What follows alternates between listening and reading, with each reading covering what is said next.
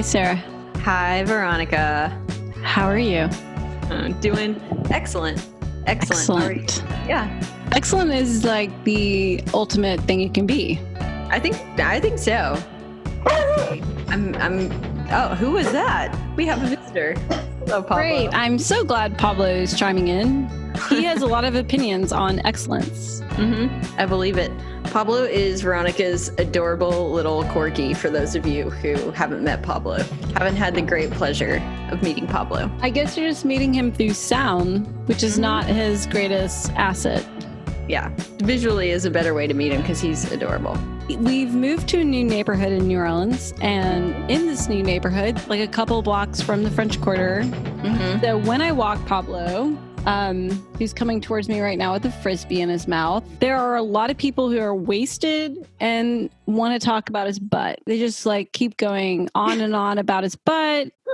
He just looks back at them and like smiles and winks and keeps walking like he's got it down. He knows. Good. He should.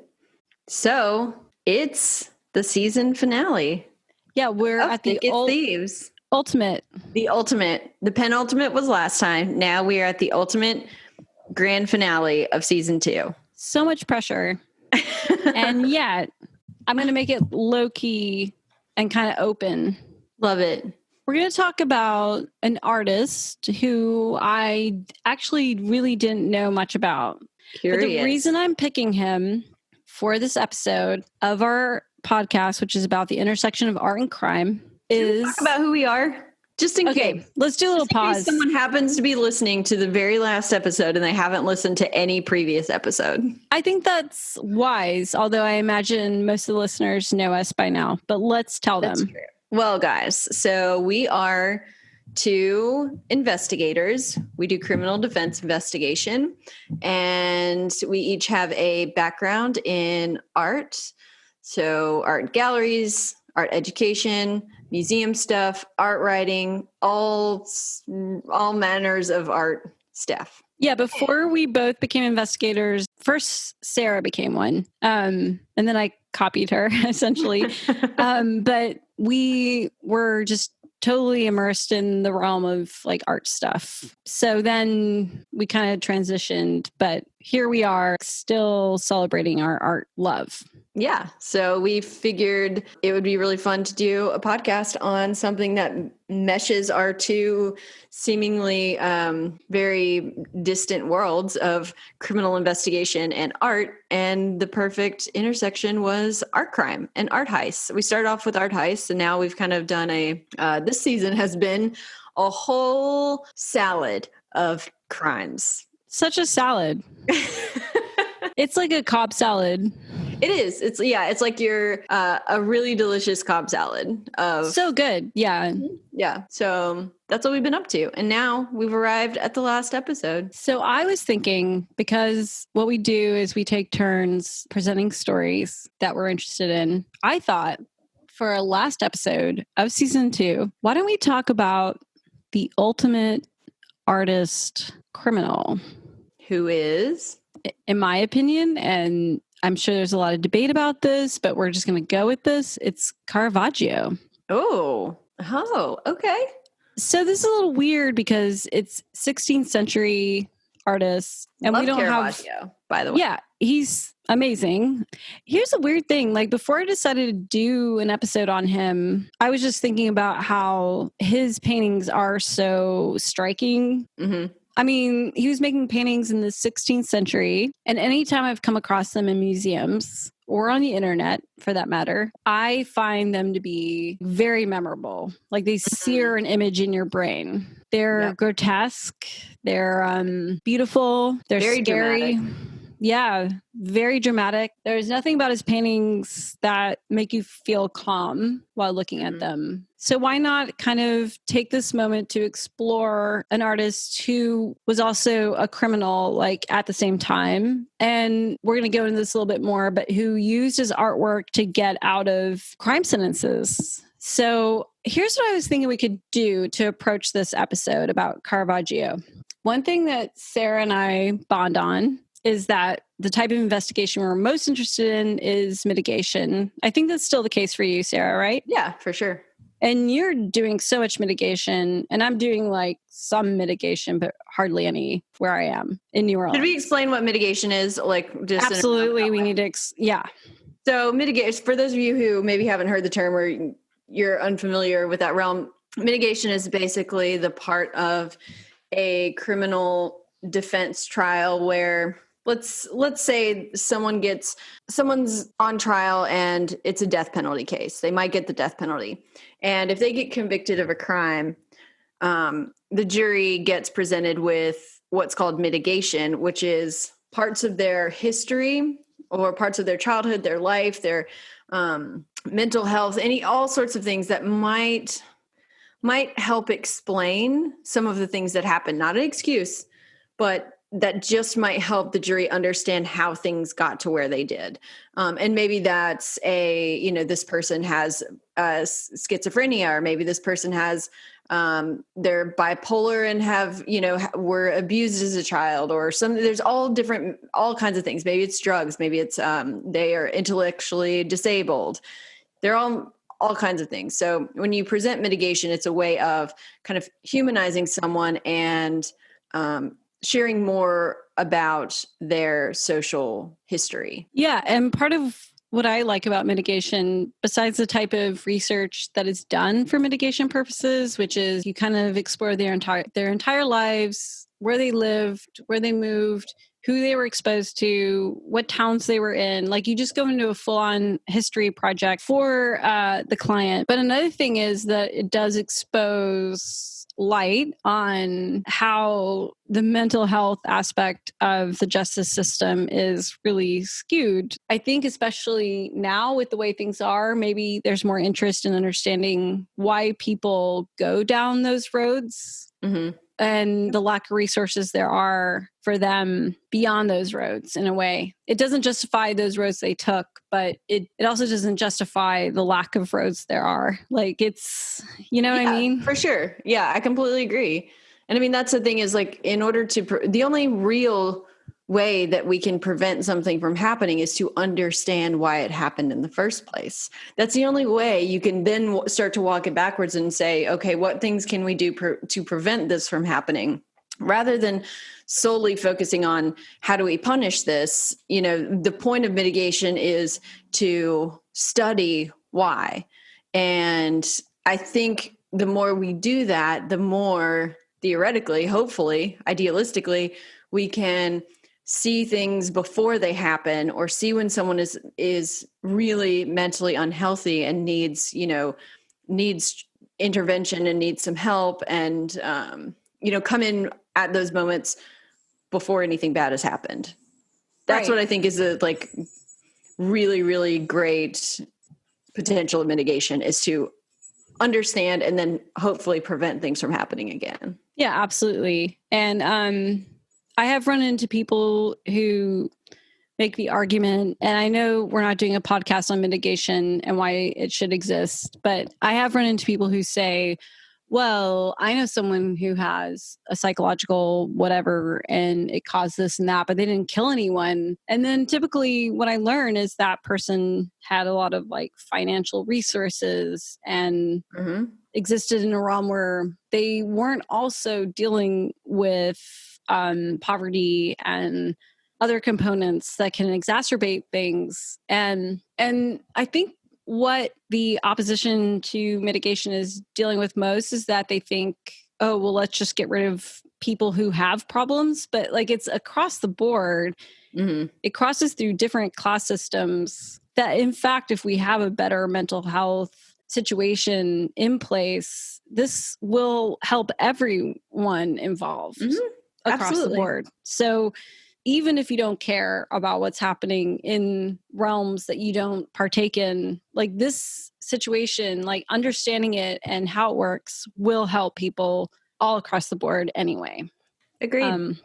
So with that said, I was thinking it'd be kind of cool to approach Carravagio as a potential client. Love this. Yeah. And even a mitigation client. Mm-hmm. So here we have an artist. He was born in 1571. It's a long time ago. Longest time ago. He was actually born in Milan. There are other accounts that say he was born elsewhere, but everything I've come across in trying to learn more about him is that he was born in Milan, big city. He had to leave it. His childhood is not well known, like what happened in it. What I do know is that he potentially killed someone and then, like in his late teens, and then fled to Rome. He had artistic talent, and then he honed in on it and became an artist. Like he worked in under different other artists, was commissioned to do things. And he had this incredible skill set that was apparently better than a lot of people he was working alongside. And from what I understand, he recognized that. At the same time, while being an artist in Rome, he had this crazy life where he was, drinking and gambling and fighting. And he had a knife at all times with him. And he also became really obsessed with painting real models. But the real people that he was painting were prostitutes. So he would hire them, and I don't know all that he would do with them, but amongst those things, he would paint them. This was actually unique because at the time that he was painting, a lot of painters were basing their paintings on drawings and not actually live models at all. Right. Meaning what? They were doing a drawing of a live model, or they were just doing their paintings off of previous drawings by other artists? From what I understand, it'd be a combination of both. But when they would actually paint it, so maybe there'd be a sketch done fairly quickly. But when they would paint, it would be no model available during the painting process. Got it. Yeah. And a lot of people were painting people who were powerful, biblical characters. The person wasn't standing there the whole time that they were painting. But Caravaggio is obsessed with the person being there while the painting was happening. And in his process, he was really interested in a few things. One, the way lighting would work. If, say, he had natural light or, say, candlelight or whatever it was, kind of spotlighting certain features. He became very known for that. And then another thing is that he would depict their imperfections. So there's so many imperfections in his paintings of people, like lines on their faces, dirt on their bodies, blemishes, all of that. It's all in his paintings. That was really unusual for painters at that time to have these kind of magnificent paintings that also showed so many flaws of humans that were really normal at the time.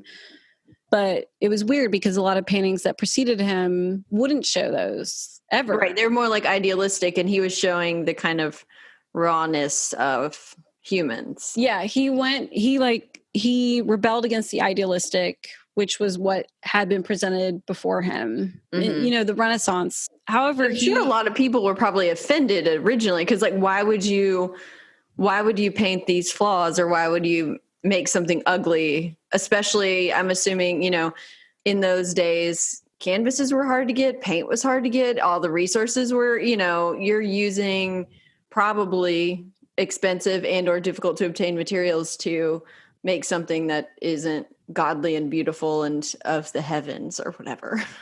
It's interesting because the Catholic Church was super powerful when he was an artist. And so on one hand, he offended the Catholic Church, and on the other, they loved him. He would hang out with all these figures from the Catholic Church, from the Vatican world. They were interested in him. I don't really know why. Maybe because he presented a challenge, maybe because he knew things about them that they were aware of. I don't know. One component that I think is interesting, if Caravaggio was your client, is that he had a rap sheet. He had a series of crimes that they didn't have computers back then. But basically, you could look at 1601, arrested for beating a guest of the cardinal with a club. Oh. So he's super violent. So he's arrested for that. That's his rap. An aggravated assault charge. There we go. 1603, jailed and sued for writing defamation. That'd be a civil suit. 1604, arrested for possession of illegal weapons, swords at the time. It could even be a felon in possession charge. If at this point, yeah. And this is just a few highlights from his rap sheet, by the way. Like, there's a lot of other things, but 1605, aggravated assault. I'm calling it that now. It wasn't called that then. Well, what did they say it was? Well, I like the 1600s description of a charge in the way that we describe it. One of the things I read was like brutality against one of his models. Oh, that's like domestic. Yeah. So he fucks up one of his models, and it's debatable over whether it was a man or a woman, actually. Different accounts. 1606, he kills a guy, straight up kills a guy, but it is a duel over. We don't have those anymore. Yeah, those aren't allowed. Right.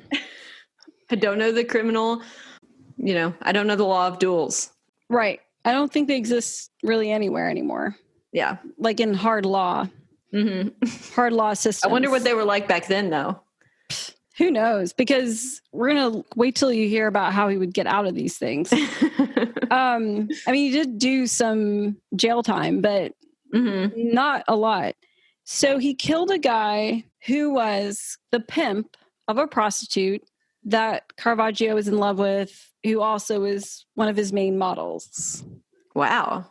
And in this duel, Carravagio, from what I understand, devoted most of his attention to trying to cut off his dick. Oh, no. Like while they were fighting.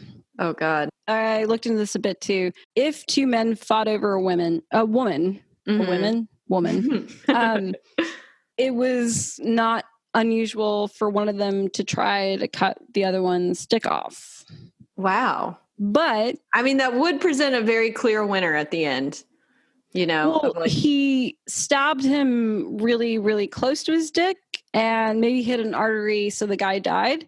The reason this was a huge issue is because the guy he stabbed was a gangster of the times, but connected to an extremely wealthy family. So when the gangster died of this fatal wound near his groin, basically Carravagio was like run out of town. Like he couldn't stay.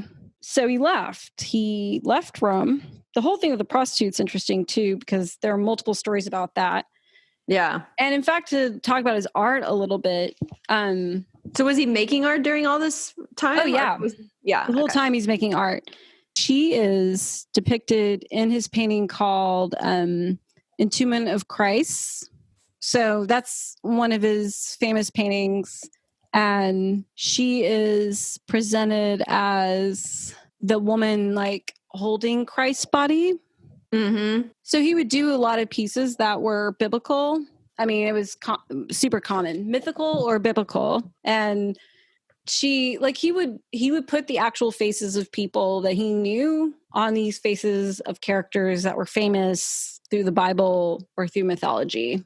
Got it. So he was including his own. People. Yeah, he was using real people to be like actors for the biblical figures. Yeah. So all the faces in his paintings are faces of people that he interacted with in real life. And he would throw them on these faces of people that were famous characters before his time who maybe never existed. But that's so then... do you think they felt like a sense of, I don't know, do you think it made them feel a little bit famous when they were in his paintings? Of course. One thing I remember, because, I did a whole grad school thing on writing and nonfiction writing. And I remember one of my mentors said, a mentor I didn't actually connect with at all, but she said, real people are going to show up in all our writing all the time. And the only people who are going to get really mad at you are the ones who don't show up. So who knows how his characters reacted to seeing their faces in his paintings. But from what we know of Caravaggio so far, like he won't fucking care like how anyone reacts, because, so to like talk about his character a bit more, he was a passionate painter, really talented, but such a shit show of a human, like high drama, like stabbing people all the time, fighting with people, throwing things at people. Like it was a never ending thing with him. He Right. couldn't just like sit back and take in the world at all. He had to constantly just fuck with it over and over and over again. Like he had a death wish like every single day. Yeah. I mean, there's so many accounts of him assaulting people. Like I'm talking about some of his charges for his charge list that we would consider if he was our client, but those are just a few of many. He was a mess. To bring it back, A very talented mess. he was an orphan. Oh, He lost his parents. big deal. So mitigation would play into that a lot because, well, if you lose your parents from an early age and then you're just kind of tossed around in the world, that's going to fuck with you. Yeah, I think that you're kind of robbed in that sense of your very initial sense of belonging, which so much that starts with your parents and your family. You know, like that's your first place where you belong and there's no question about it that you are, if nothing else, you belong to your parents. So I think if you are, orphaned at a young age, especially during those formative years, then yeah, you've got to really, and not that it's, insurmountable, but you've just got a hurdle that other people don't have. And so you just have to get through that. But if you don't have, you're not taught how to cope, or you're not taught, that it's okay, or even had any of that brought to your awareness of like, hey, you might be feeling these ways because, you don't have two parents who are guiding you through life, telling you what's right and wrong and giving you a hug when you're sad and, all those things. And that can make someone just angry. They're not being shaped in any direction. So here we have an example of someone who just takes off in a certain direction, learns how to make beautiful paintings in a way that like no one can do, like on the streets, just doing his own thing, fighting against everything, and yet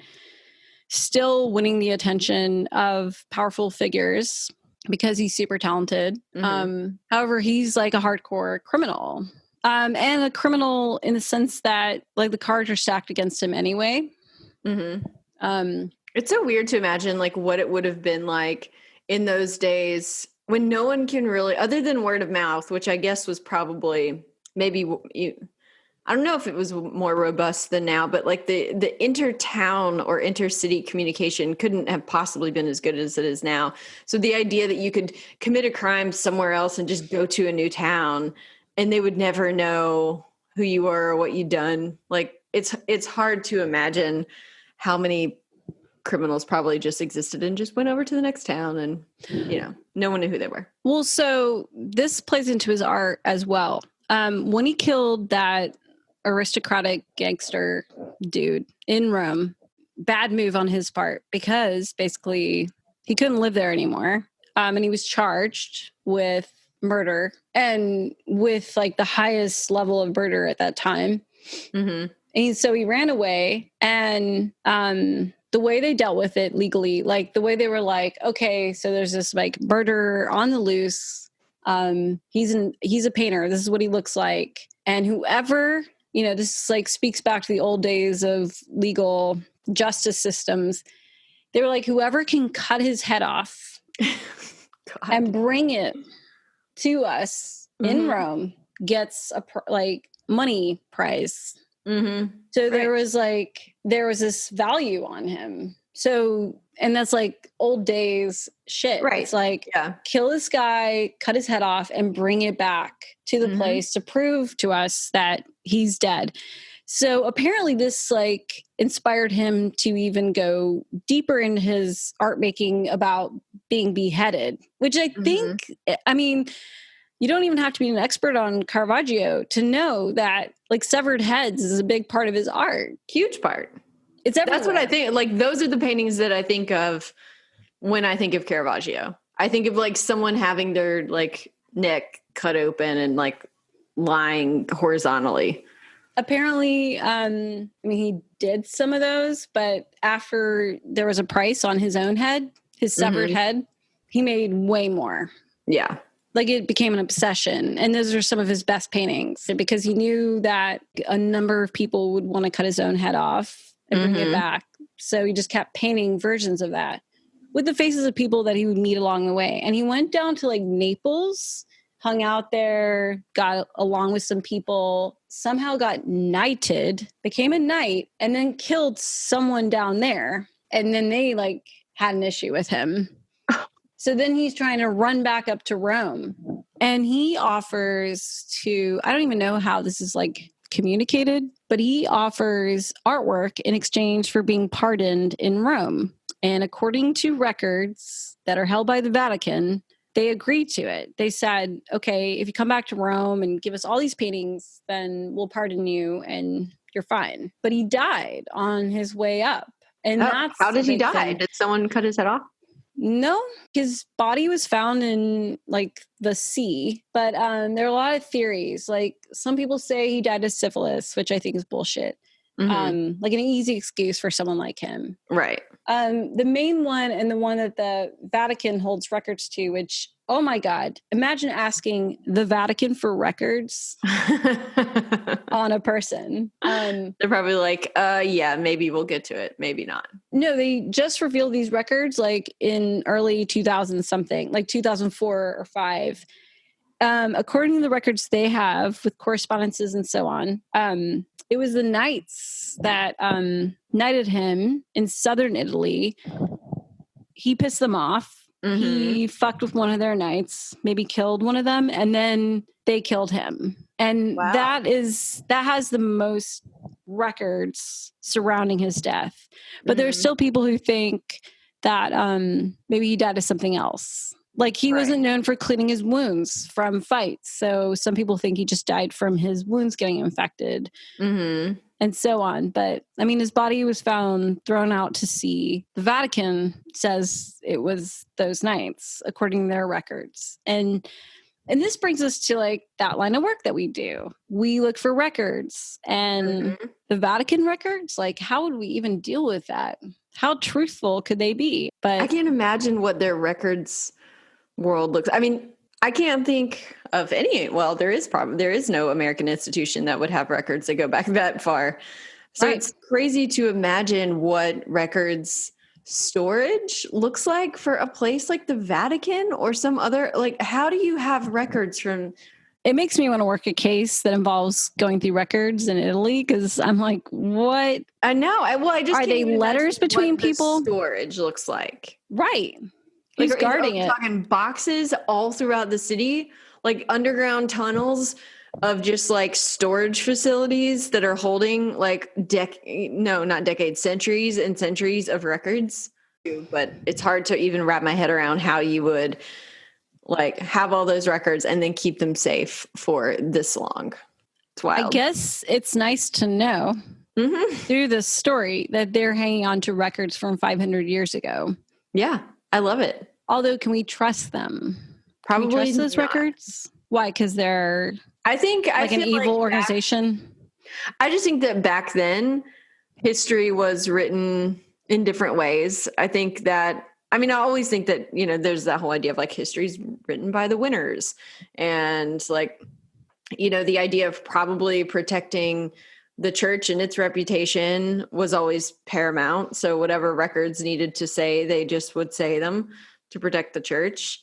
I think we still do that to an extent, but that's why I've always trusted like writers and artists more, to reflect the truth of something that was going on rather than, records sometimes. But I think it's really fascinating that it's like solid information of a date or, when things happened for sure. But who knows? Right. It's some sort of records where other records don't exist. And now he's long dead. But thinking of it, like if he was alive now with that history, which would look very different now, it is kind of fascinating to consider like how I don't feel like I want to use the verb humanize him, but make sense of his actions. Like, here's a talented person who depicts humans and human drama in a way that no one else can, but also kills people and throws shit at people. Like, I would want to know so much about his life, like how did he grow up? Like, was he in foster homes? Like, who was his parents? Like, did he have money? Did he have where did he learn to paint? How did he even get into that world? Like, Yeah. I could see why, I think that a lot of people who have unsettled things in their heads, like they find the outlets that make the most sense, and for him, the idea of, painting these really gruesome scenes was probably a really great way for him to focus all of that. Like, he clearly had a lot of like violent pent up energy. So the fact that he could sit down and focus to the degree of those paintings and the detail of those paintings, that he could harness all of that and like put it into a pretty much perfect painting is pretty awesome. It is. And yet, I was listening to this podcast just to do a shout out to another weird podcast that's about art history. I was listening to this podcast called Party Girls, spelled Never heard of it. lowercase p, uppercase ARTY, girls. Mm-hmm. All right. And apparently it's a guy in Portland and a woman in Tucson. And they are, he knows nothing about art history and she knows a lot. Mm-hmm. So their podcast is based on her talking to him about art history and he doesn't know anything about it. He gets like wasted in the episodes that I listen to. He gets like so drunk and she's kind of never drunk and like just telling him stuff. Mm-hmm. And she did an episode on Caravaggio and he keeps referring to Caravaggio as Garbaggio. Not like he just doesn't understand that it's a C, like it's Caravaggio. And but that's also a funny insult. Yeah, and he is constantly connecting Caravaggio to being like Tupac or some kind of rapper over and over again, and just someone who like fucks with the rules. And anyway, this guy keeps looking at Garbaggio, aka Caravaggio, as like a famous rapper, and like correlating him to that, which I think is interesting because what would Caravaggio be in these days? I mean, it seemed like he had more of a hunger for crime than he even did for art. That's true. I don't know. I mean, he probably would have been one of those people that would have gotten like, just blacklisted pretty quickly because he was a jerk. If he was going around like being that way, I think nowadays, like in today's world, like people wouldn't put up with that. They'd be like, yeah, he's a talented. I mean, like we were talking about beforehand of like, how we feel about Saul Fletcher and how we feel about other people who have done so. It's like now all of that is attached to your career or, your output. Whereas I think back then those narratives were they just weren't included. You just looked at the art, in and of itself without considering their character for the most part. Or, I think just most people didn't really know that much about somebody's personal life. Or another thing is that I noticed that people who don't know a lot about art often think about artists as though they are crazy in a way, like Caravaggio. Yeah, I think the whole like crazy, tortured, pompous, egotistical artist caricature is just not going to fly for much longer. I hope, but I think more people are kind of tuning into like, yeah, if you're going to act like that, we're not going to have you around. Right. I hope so. On one hand me too. I also hope so. And I also see that being the case. And then on one hand, I'm bummer because there are some people who are completely like off their rockers and erratic and make incredible work. Right. Yeah. So I guess this ultimate episode is landing on the intersection of art and crime. And if you're too much of a messy criminal as an artist, no one's going to want to work with you anymore these days. No, it's just not going to happen. It could, in the 1600s, that would fly. You could be Caravaggio and, murder people and run around and mess with your models, whatever. But not anymore. I would love to see the court documents about all his charges. Oh, yes. I wonder if it's possible to get those. I wonder if they have them on each individual charge still. They have to. It's just a matter of contacting the people who have them, and it would be a mess. It'd be a process. And imagine like who was a lawyer appointed to him? Did he have like a public defender of Italy or who? Who knows? Who represented him? God, could you imagine being the records clerk and getting that request in where someone is asking for records from like 1617 or whatever. I would be excited. And you're like, yes, I'd be like, I get to go back to the box of, like whatever those records, they've got to be gorgeous. I would say oh my God, finally the day has come where I get to look for records that I want to look for. But yeah, I guess I thought for our final episode of this season of art and crime based stuff, like why not talk about an artist who was also a criminal? Love that. And who would bargain his art to get out of charges and successfully. Oh, he did do that. Who would he give it to? Or who would he would trade it? So when he was going to Rome, like before he got killed, he requested a pardon for all of his charges in Rome in exchange for art. And the people in charge were Vatican peoples. So they were like, granted, like, we get all these paintings. Your charges are clear. Your record's clear. So he died on his way back up. To give them the artwork that he was going to give them. Right. The weird thing about Caravaggio is, like, he didn't really sign his work. For a reason? Or he just didn't?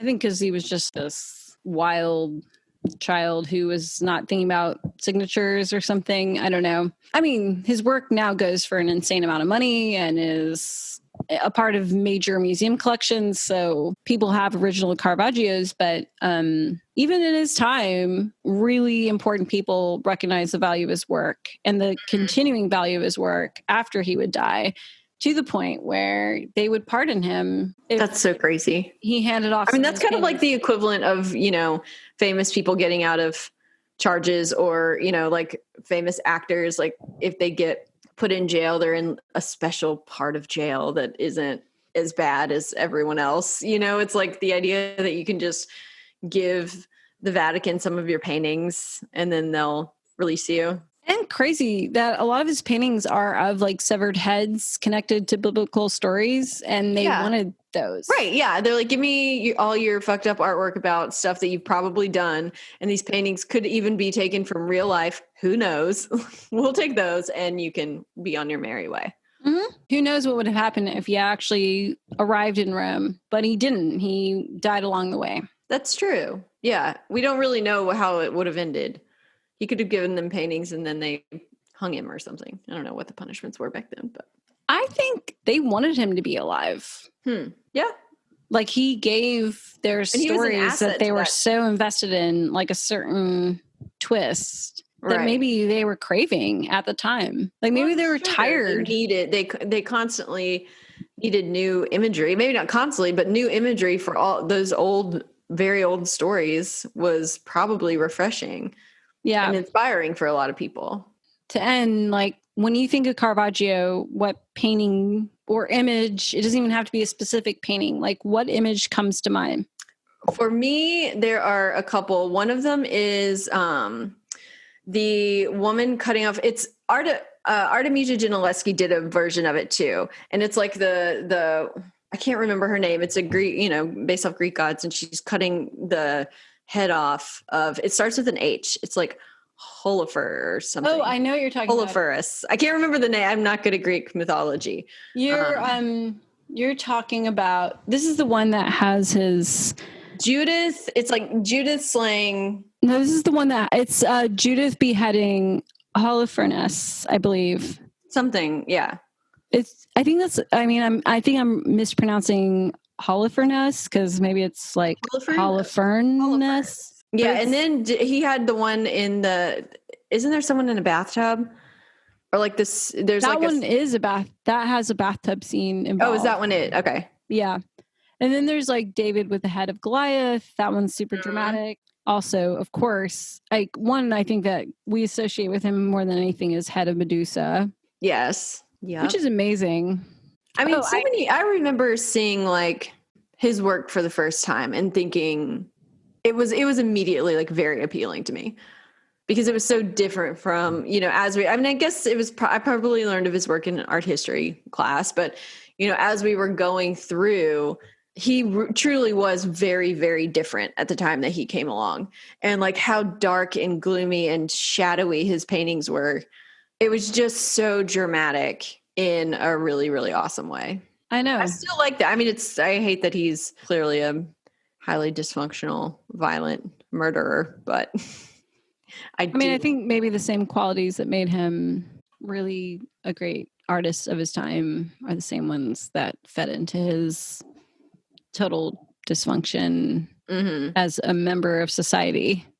Yeah. But it seems like it kind of worked out for him. I mean, he did die at a young age, but you don't really picture Caravaggio being, he died at the age of 38.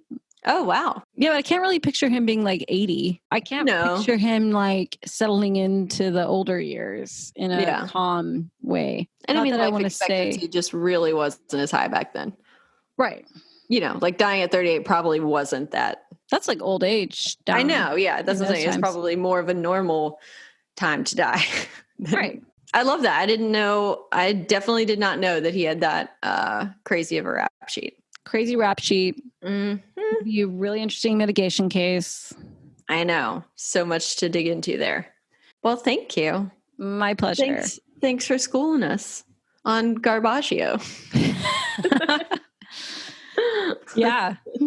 All right. So we're concluding season 2. And this was sad. Oh, it was a good, dude, this season has we have been through so much on this one. So I am just glad that we made it through. It's been a crazy year. I know. I'm proud of us for doing it through the apocalypse. Exactly. For sure. Yeah. All right, you guys. Well, our podcast is brought to you by We Own This Town, which is still and forever the greatest podcast company network. What is it? Network in Nashville. I like Network all the town and Company. all the world. Yeah, we love that place. And then our theme music is by Patrick Damphier, who is amazing and just came out with a new album, apparently, if I am reading Instagram correctly. Nice. Yes, so check that out. And our artwork is by Saskia Keultjes. And is there anything else? And this microphone is brought to you by Toner.